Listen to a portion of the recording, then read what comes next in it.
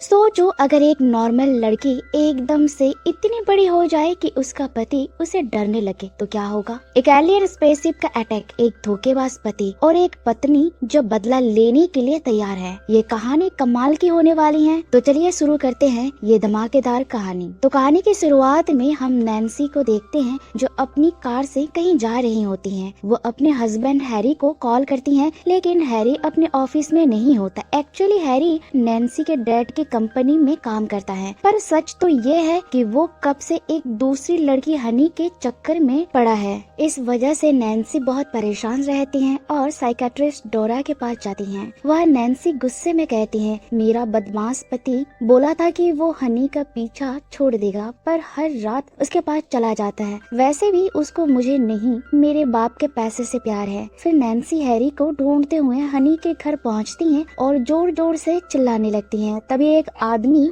उसे बताता है कि हैरी यहाँ नहीं है। नैन्सी उदास होकर वहाँ से चली जाती है। दूसरी तरफ हैरी हनी के साथ मजे ले रहा होता है और यहाँ हमें पता चलता है कि वो अपनी बीवी को रास्ते से हटाकर नैन्सी के डैड के पैसे से मजे करना चाहता है। रात को जब नैन्सी अपने घर जा रही होती है तभी उसके सामने एक एलियन स्पेसशिप आ जाती है। नैन्सी शॉक्ड हो जाती है और वहाँ से भागने लगती है, पर स्पेसशिप से एक तेज रोशनी सीधा उस पर पड़ती है। वो किसी तरह बचकर भाग जाती है। अगली सुबह नैन्सी फिर से हनी के घर जाती है और हैरी को चिल्लाकर बुलाने लगती है। तभी दो शेरिफ्स वहाँ आते हैं तो नैन्सी उन्हें बताती है कि उसने एक बहुत बड़ी एलियन स्पेसशिप देखी है। एक शेरिफ हैरी के पास जाकर बताता है कि तेरी बीवी कह रही है कि उसने एक एलियन स्पेसशिप देखी है। फिर शेरिफ नैन्सी को लेकर वहाँ जाता है जहाँ उसने स्पेसशिप देखी थी, पर वहाँ कुछ भी नहीं होता। तभी नैन्सी का डैड बॉब वहाँ आता है और उससे गुस्से में बोलता है, ऐसे फालतू बातें करके लोगों के सामने मेरी इज्जत मत गिराओ। नैन्सी गुस्से में कहती है, मैंने सच में एक एलियन स्पेसशिप देखी थी, पर बॉब उसकी बात नहीं मानता। रात को नैन्सी हैरी से मिलती है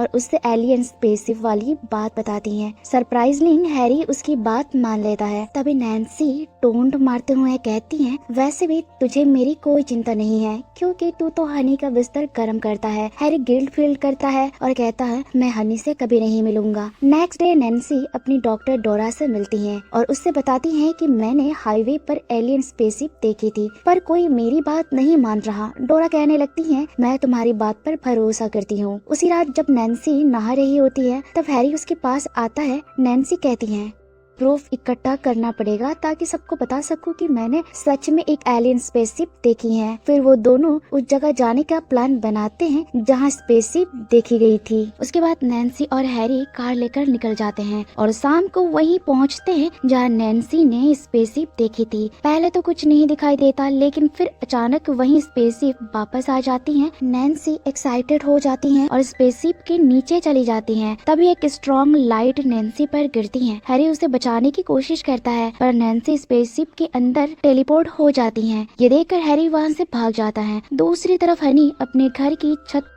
अजीब आवाजें सुनती हैं। वो एक कुल्हाड़ी लेकर देखती हैं तो वह नैन्सी होती है। हनी शॉक हो जाती है और पूछती है, तू यहाँ कैसे आई? नैन्सी आसमान की तरफ इशारा करती है और वहीं बेहोश हो जाती है। बाद में नैन्सी को घर लाया जाता है और डॉक्टर डोरा चेक करने के बाद कहती है कि वो ठीक है। तभी नैन्सी उठकर सबको कहती है, मैं पागल नहीं हूँ, तुम सबको मेरी बात माननी होगी। लेकिन हैरी और बॉब उस पे हंसी उड़ाते हैं और उसकी माँ के बारे में उल्टी सीधी बातें बोलने लगते हैं। इससे नैन्सी को बहुत गुस्सा आता है और तभी उसके कपड़े फटने लगते हैं। उसका साइज बढ़ने लगता है। एक नॉर्मल लड़की से वो एक जायंट बन जाती हैं। अगले दिन हैरी विक्टर नाम के एक डॉक्टर को बुलाता है जो नैन्सी का चेकअप करे। डोरा विक्टर को बताती है कि नैन्सी का साइज बढ़ गया है, पर वो अब भी नॉर्मल है। विक्टर नैन्सी को अपनी लैब में ले जाने को कहता है, पर नैन्सी मना कर देती है। रात को बॉब नैन्सी से मिलने आता है और कहता है, तुम्हें अंदर जाके आराम करना चाहिए। नैन्सी आसमान देखते हुए कहती हैं, क्या आप मुझे वापस पहले जैसे बना सकते हैं? बॉब कहता है, डॉक्टर्स इस पर काम कर रहे हैं। अगले दिन नैन्सी स्विमिंग पूल में नहा रही होती है जब हैरी उसके पास आता है और पूछता है, तुम ठीक हो? नैन्सी कहती है, हाँ, बस कभी कभी मेरा दिल तेज धड़कने लगता है। जब हैरी जाने लगता है तो नैन्सी उसे डिनर के लिए इनवाइट करती है और हैरी मान जाता है। शाम को डोरा नैन्सी से मिलने आती है और नैन्सी एक्साइटेड होकर बताती है कि उसने आज रात हैरी को डिनर पर बुलाया है।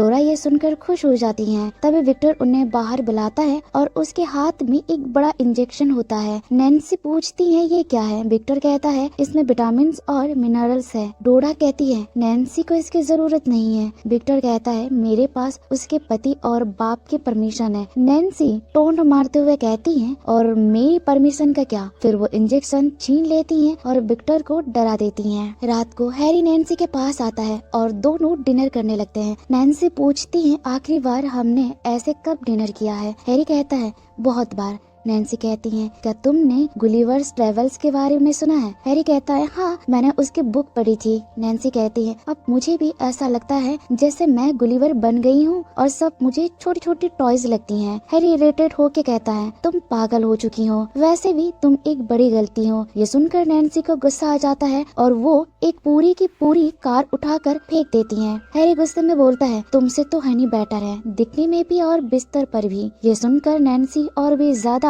गुस्से में आ जाती हैं और दोनों के बीच लड़ाई शुरू हो जाती है। गुस्से में नैन्सी बेचैन होने लगती हैं और अचानक बेहोश होकर गिर जाती हैं। अब हम बॉब को देखते हैं जो अपने प्रोजेक्ट में बिजी है। उसको नैन्सी के जरा भी फिक्र नहीं है। दूसरी तरफ हैरी हनी के साथ मजे ले रहा है और हनी उसके लिए मुजरा कर रही है। थोड़ी देर बाद नैन्सी को होश आ जाता है और वो अपने बेवफा आदमी हैरी को ढूंढने के लिए शहर की तरफ निकल पड़ती है। रास्ते में नैन्सी की मुलाकात डोरा और शरीफ से होती है। नैन्सी उनसे हैरी का पता पूछती है पर डोरा उसे शहर जाने से मना करती है। लेकिन नैन्सी किसी की सुनने वाली नहीं थी। वो सीधा हनी के घर पहुंच जाती है। हनी गुस्से में गन उठा लेती है पर नैन्सी छत तोड़कर उसकी गन फेंक देती है। ये देखते ही हैरी भागने लगता है पर नैन्सी कार उठाकर उससे बाहर निकाल लेती है और अपने साथ खींच ले जाती है। थोड़ी दूर जाने के बाद नैन्सी के सामने इलेक्ट्रिक वायर्स आ जाते हैं जिसमें अटक कर वो रुक जाती हैं। तभी वहाँ बॉब और शरीफ भी पहुँच जाते हैं। बॉब गुस्से में बोलता है